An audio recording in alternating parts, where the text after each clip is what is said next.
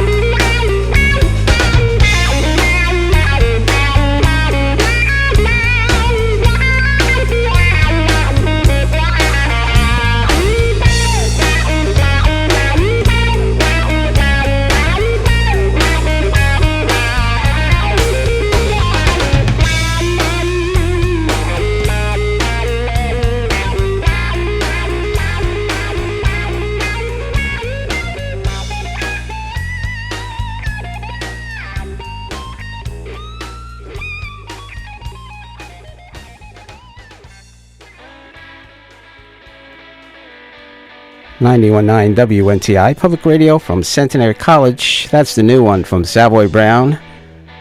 Monday Morning Blues. Steel, the name of that release, just out in the stores yesterday. And I'm very pleased to tell you, with us on the phone from his home in upstate New York is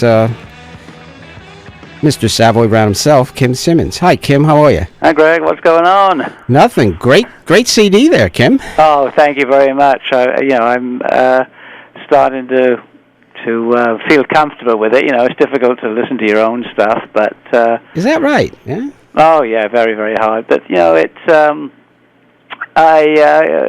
lot of effort was put into this record. It was started early. Not last year, I think the year before that, and it just sort of went on, and I'm happy that it's finally out, and I'm looking for, hopefully, a good reaction. Well, when you changed the format of your band back to a power trio, yourself and Jerry Santino on bass and Maria Staiano on drums, I guess is when you started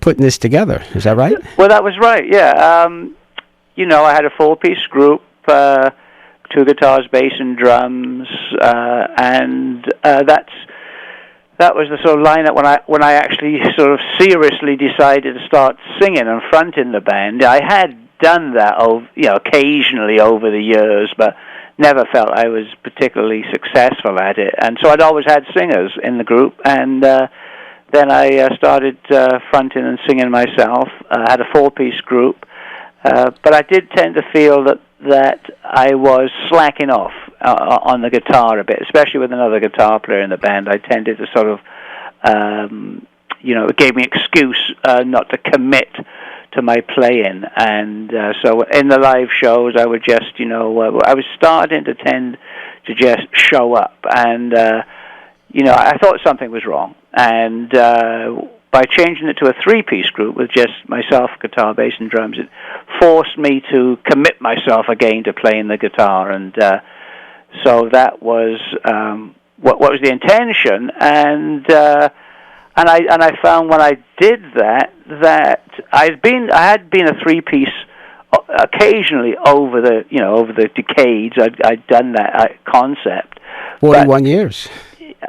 Yeah, I did it for a number of years, actually. With Nathaniel was singing in the band, we were a three-piece. And, I suppose it had sort of become a comfortable for me. But I think that this current go-round with it, I think that it's the best it has been in that format. Of course, when Nathaniel was singing in with me in the band in the 90s, I couldn't get a better singer than that. So I'm not talking about the individual components, but just the overall vibe of the three-piece and what it means seems to sort of fit better nowadays than it has in the past. So I'm very happy with the vibe I'm getting on stage, and hopefully a little bit on the record too. Well, I got a chance to see you the end of last year with this new lineup and playing a lot of the selections from the new CD. And Kim, I mean, you were on fire. You were. I've seen you many times over the years. I mean, we're going back 35 years plus with you, 36 probably now. Wow. And it was. Well, there's a couple of things that really, really caught my attention. One was how spry you were. You looked great. I mean, you got great knees, and and you were playing, your butt off, and the slide playing was really, really. You were just inspired, and the funniest thing of that night was. I was up close and I was watching this guitar on your stand behind you, and I was like, that's an unusual guitar. What is that? And you picked it up and you just smoked on it. And then after the song, you explained something about that guitar. You want to tell us what that was again? Yeah. Well, I on stage when I do the one of the old Savoy songs from the 70s, Tell Mala, when I do that song, I tell a story. And the story centers around how I started playing guitar when I was a 13-year-old and everything. And actually, the story is on my website coming up this month. So I won't tell you the story. If you go to savoybrown.com, you can read the story. But I'll just say that at the end of the story that I tell on stage, and I don't know if it's on the actual story in the website, but anyway, I was in Walmart, and I talk about the 13-year-old that's inside me, and I've never really lost touch with that person, and when I was in Walmart, I saw these guitars that were in these plastic boxes, and they look pretty cool, and they're marketed for 13-year-old kids, and it was only $120, so I had to buy it, and I bought it, and I brought it home. My wife thought I was totally nuts, and I later found out from my friends, actually, I could have bought it at Sam's Club for $80, so I really felt I lost out. But anyway, I got it out of the plastic box. Nothing really worked. The cord didn't work, and the amp didn't work, and different little amp they had with it. But I changed the strings on the guitar, plugged it in, and I thought, this is great. I'll have a lot of fun with this, And I really thought that would be the end of it. But when I played it on stage, the guitar sounded fantastic, and which was quite funny, So the story is, I'm playing a guitar you can buy for $120 in Walmart, and it sounded better than my Les Paul. So it just goes to show you what. But again, it reminded me of the days when I did buy Les Pauls. I bought a Les Paul for $25 in a pawn shop in the '60s. Wow. And and in the '90s, I bought a 335. A really good 335 that I used on an album. I bought that for $500 in a pawn shop in Texas. So you can still get, guitars if you look around at good price. But back in the '60s, none of these guitars that we use now were really well thought of at all. And I think I bought, you name any sort of guitar that's considered, obviously now with their vintage and extremely expensive items. But back then, I've owned every guitar you can think of, because back then you could buy them for $300. And, a lot of the guitars, nobody wanted them.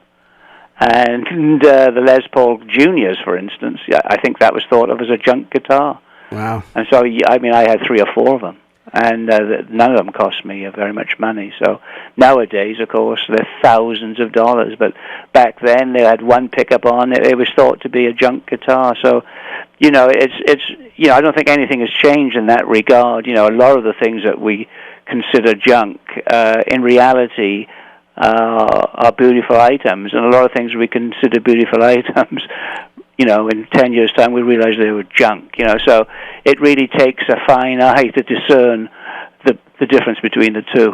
The bottom line is, it's the guitar player and not the guitar, right? Well, of course, that is a lot to do with it. And yeah, exactly. I won't be as so modest as to say, anybody can pick up, the guitar from Walmart and make it sing.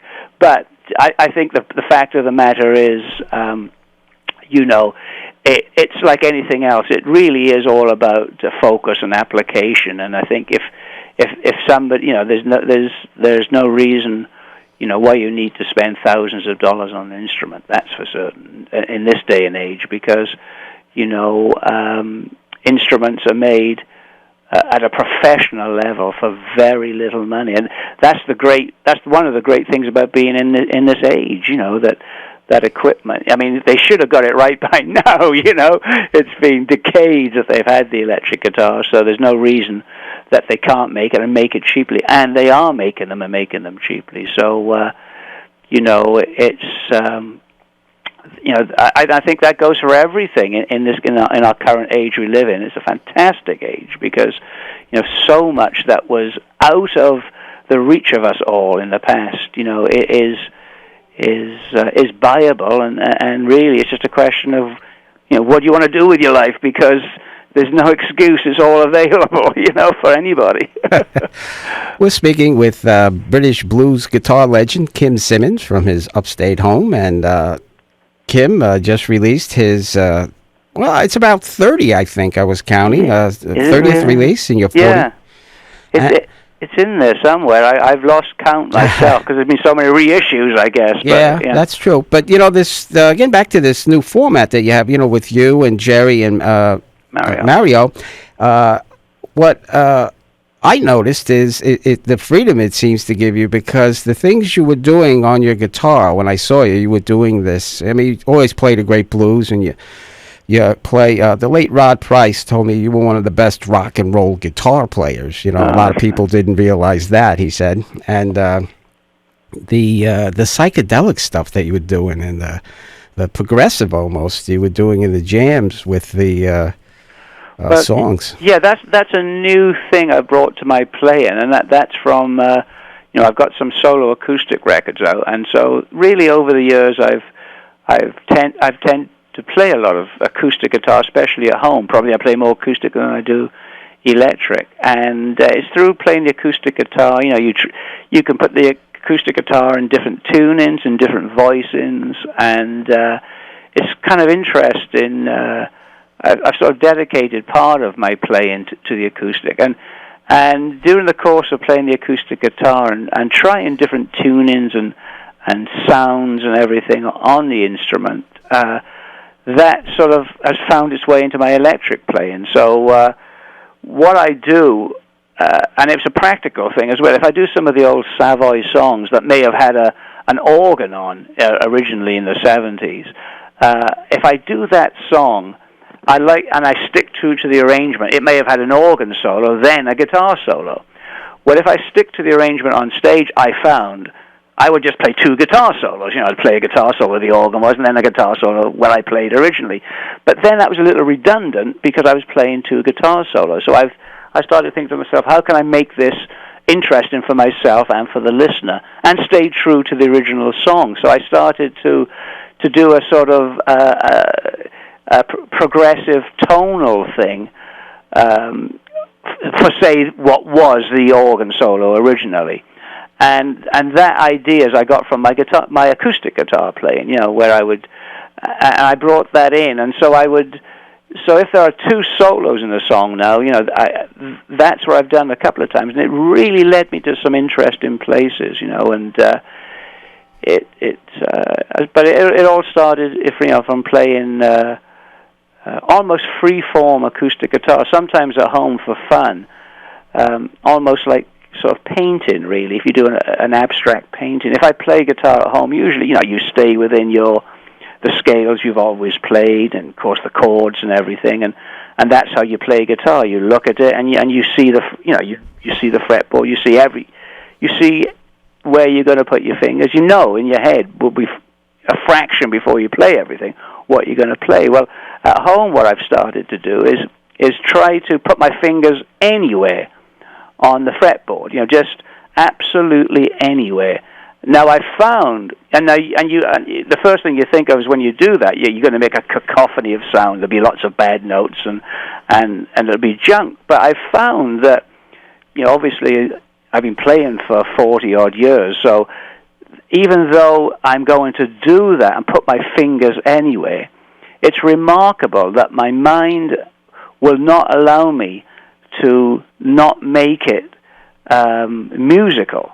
And so even though I'm not playing in a recognizable key to me, or even though I'm not playing guitar chord shapes that have any relation to anything I've played before, I'm finding that just my, the organization and self-teaching over the years has made it so that even though I'm playing abstract and not in any recognizable key, when I've played it back on tape, it sounds rather good, and in fact, I couldn't play it again, which is exciting. Yes. I say, it's like, wow, that sounds good. I should record that, say, for my next acoustic album. Well, I can't reproduce it because I have no idea what I did, even though it sounds good. So that's been an interesting exercise that, in fact, I've thought of actually perhaps, it's an interesting concept for a record. In other words, you're making music that you can't reproduce again. And but anyway, that might sound esoteric and a bit sort of artsy-fartsy, but the fact of the matter is, doing that kind of thing at home and getting excited about it, I was able to bring aspects of that into my playing on stage, and a lot of people have commented on it, so it's kind of interesting. You've just commented on it, so it's exciting for me to do something like that. People that may have seen me play for years, well, they say to themselves, where did that come from? Where did you get that from? So I just think it's the fact that I'm still very much, involved. I try to look at the instrument intelligently. It's all I've got, I haven't made a fortune from doing this like some of my contemporaries. And so I'm left with a lot of just, still trying to, play the instrument as best I can and explore it even more. Well, the version of Street Corner Talkin' originally had, this great organ riffs from Paul Raymond. And That's right. When I had seen you a few times, actually, but it really stood out with the power trio format that you were doing that psychedelic stuff in the middle of that where the organ solo would have been. Right. And the thing I love about going to see you is, like, I don't care if the playlist is identical, and it never is, but if it was, it wouldn't be an identical show because of the way you play. It's always different, it's always new and fresh, and it was very inspired last December up there at Bodles. Well, I do love hearing that because, I tend to feel I do play it too safely, but other people don't feel that. So it's kind of nice that that is the feedback, because I do feel that you have to be different, and you have to keep changing, and it's nice when that is a common felt feeling that that it is different all the time. And even though I sometimes feel I'm too conservative, apparently it's not. So, that is it's so exciting to be inspiring, because when I started playing, the people that I started listening to, the blues guys, when I was 13, 14 years old, they were inspiring people. I got to see a lot of them play. I got to play with a lot of them. And when I'm 60 this year, and I find that I'm still, a lot of them have died, and some of them fairly recently, but people like Hooker and so forth, they were alive a couple of years ago, and still making great records. And I found it so inspiring. And actually, for that matter, people like Mose Allison, Tony Joe White, Tom Rush, the list goes on and on. People that I enjoyed listening to when I was a teenager, they're still making records. They're still committed to what they're playing. And for me as a listener, it's exciting that they've never let me down. And Johnny Hooker never let me down. I think it's and those are the people I grew up with. And I think if I can just hang on and pass that on a little bit in my own way, and stand for a little for what they stand for, then I feel that I'm in very good company, and that's the only company I've ever wanted to be in.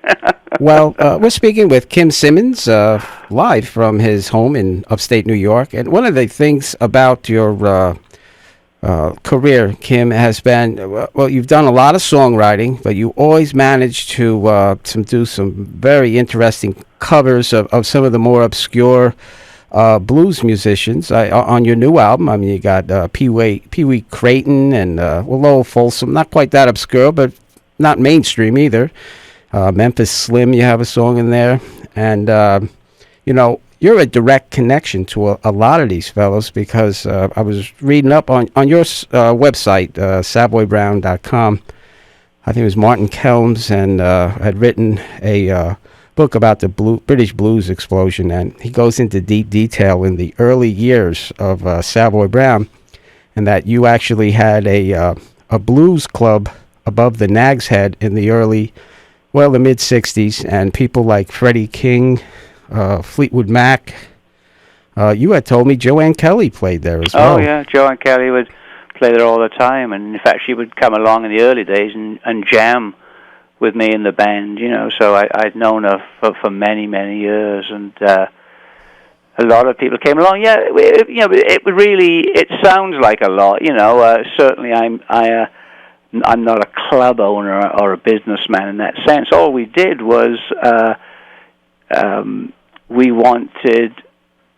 This is how I did it, and now I know how I'd forgotten. But there was an article that my sister-in-law found, and in the newspaper, and it was about Savoy Brown, and it was in the local paper. And it was about Savoy Brown rehearsing. Oh no, it was about the Nag's Head pub and how well the Nag's Head pub was doing.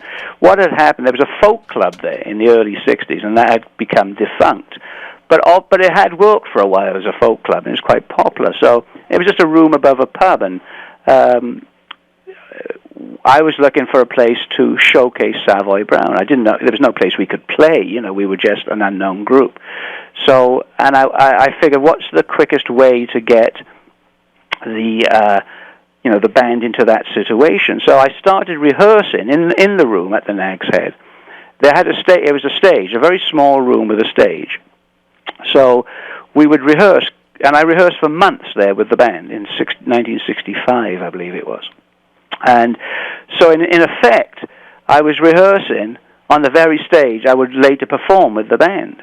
So we rehearsed and rehearsed and rehearsed, and then John O'Leary, who's a harmonica player that formed the band with me, we made up some flyers and stuck them around, in London on the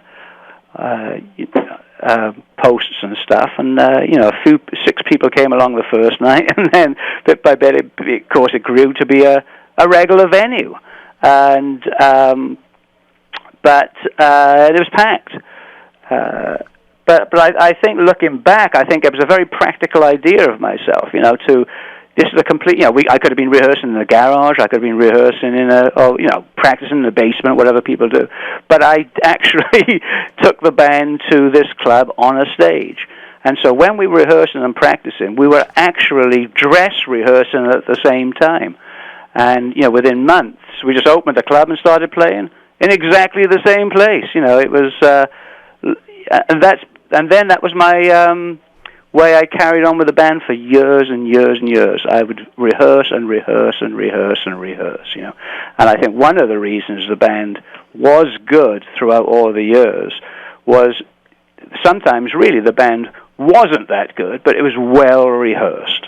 And I think the important thing, was that fact, that you have to rehearse, you have to know what you're going to be doing, you have to have done everything before you get to play, Then, obviously that alone is not going to make a good performance. You've got to then be inspired, you've got to have talent and all those kind of things, to add to it on the night. So, so there you go. I started rehearsing at the Nag's Head.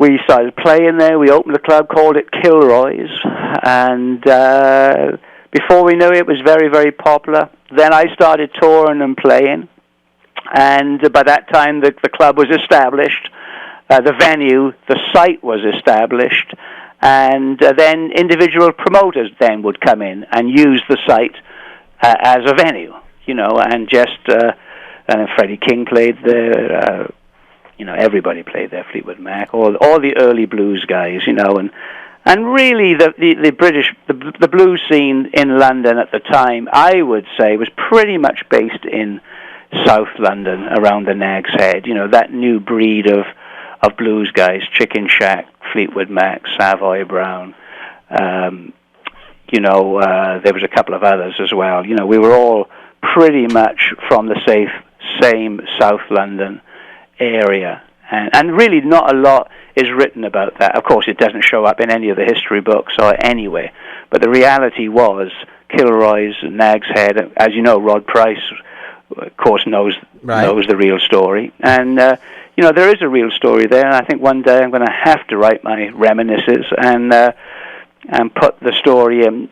Certainly not for myself, but for people like Mike Vernon, Harry Simmonds, my brother, a lot of people, Jess Pender, a lot of people that were formative in laying the groundwork for, a lot of the reason why the blues became, popular in England. Absolutely, no doubt about it. And, our special guest here is Kim Simmonds. And Kim, I know I kept you longer than I told you would, but I could listen to you all night. One thing that came out of that I had read was that Savoy Brown actually played at Cream's first gig at Kluk's Cleat.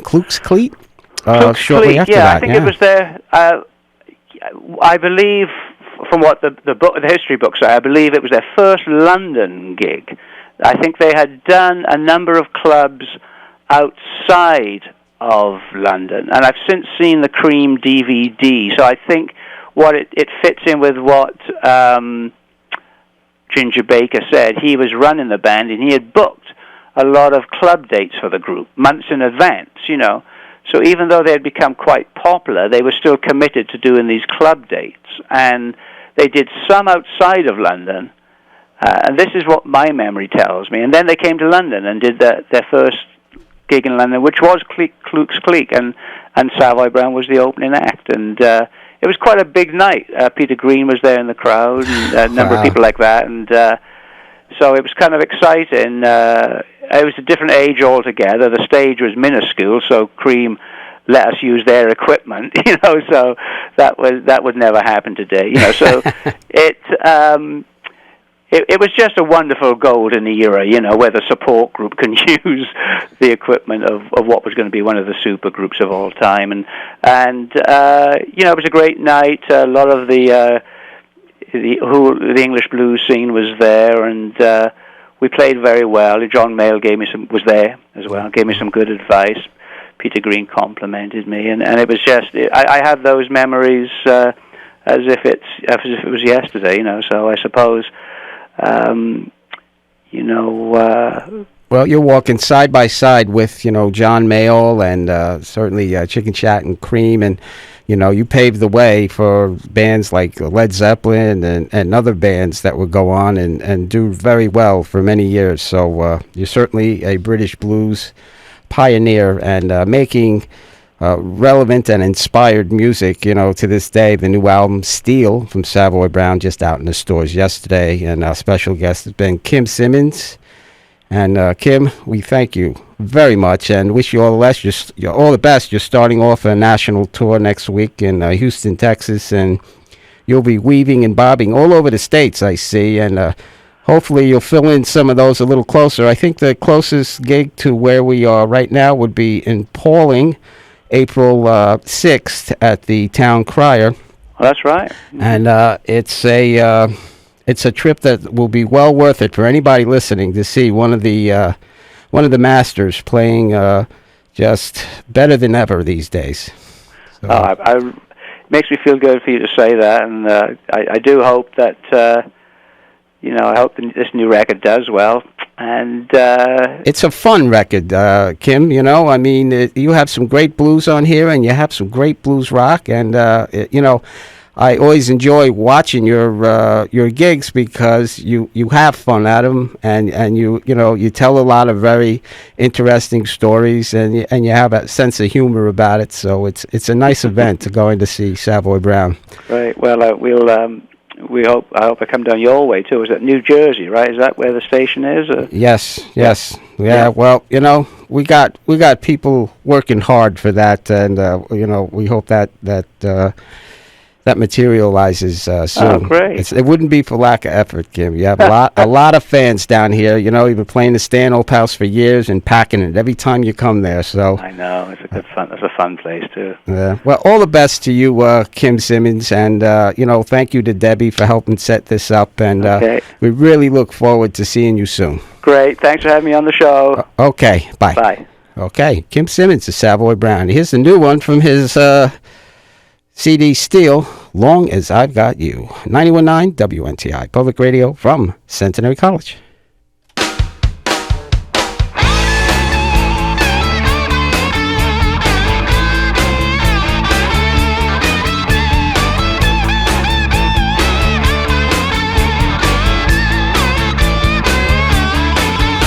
Now life is a circus, everybody knows. Go round and round, fast and slow.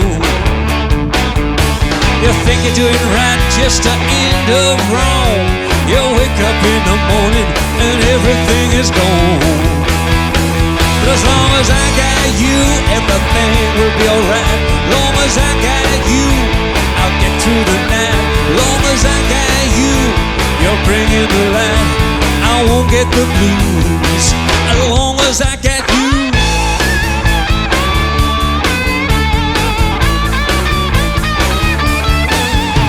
You make me feel good in my darkest hour. You sweeten my heart when it's turning sour.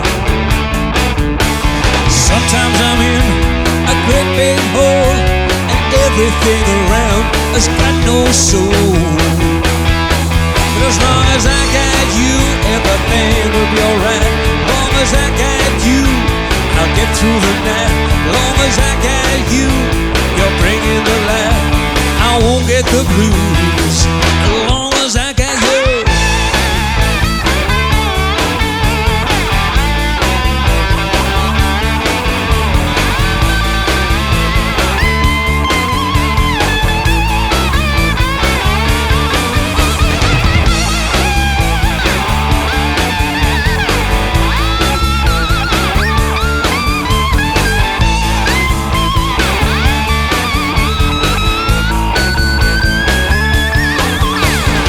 You're doing right, just a hand of wrong. You wake up in the morning and everything is gone. As long as I got you, everything will be alright. Long as I got you, I'll get through the night. Long as I got you, you're bringing the light. I won't get the blues. As long as I got you.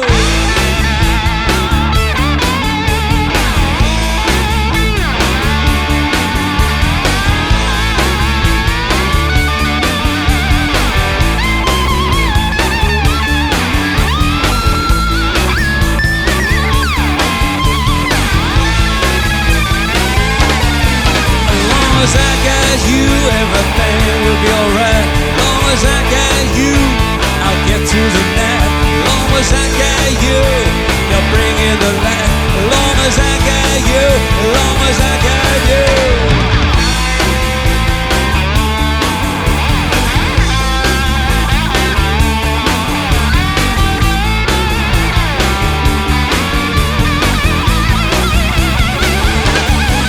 As long as I got you, as long as I got you, as long as I got you.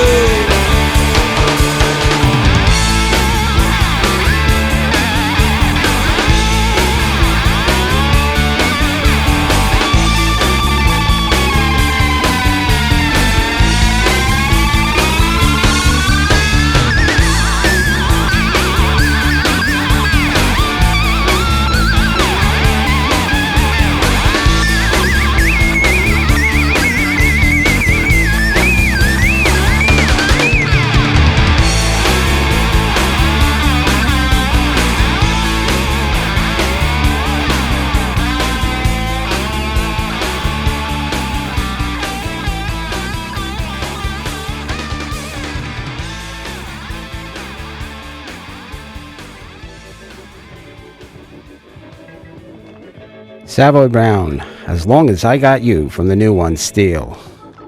91.9 WNTI, public radio from Centenary College. Thank you to Kim Simmonds for spending the time with us this evening. We got a short break here. I'll be back to tell you about the weather and have more music from Kim Simmonds and Savoy Brown.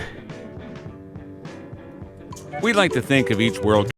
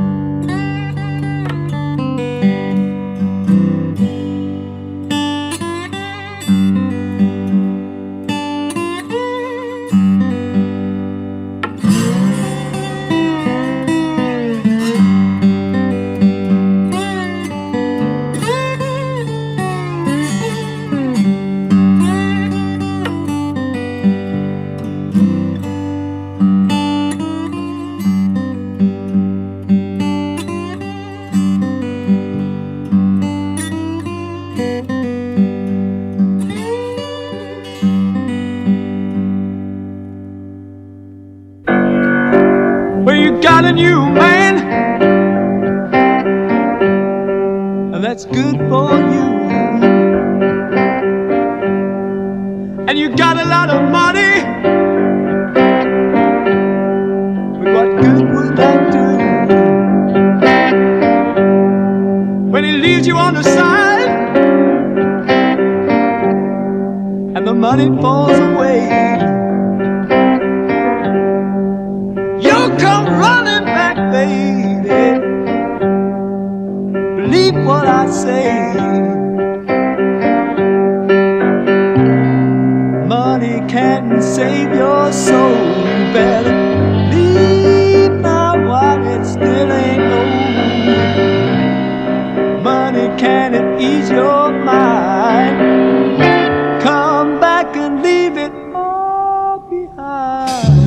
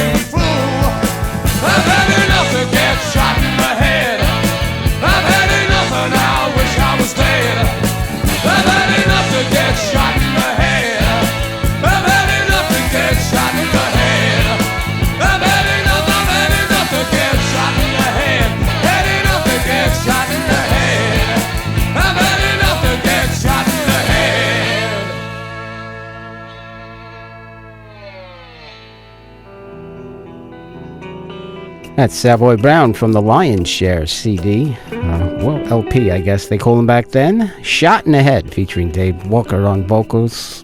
Before that, it's a demo from Lonesome Dave Peverett, one time member of Savoy Brown.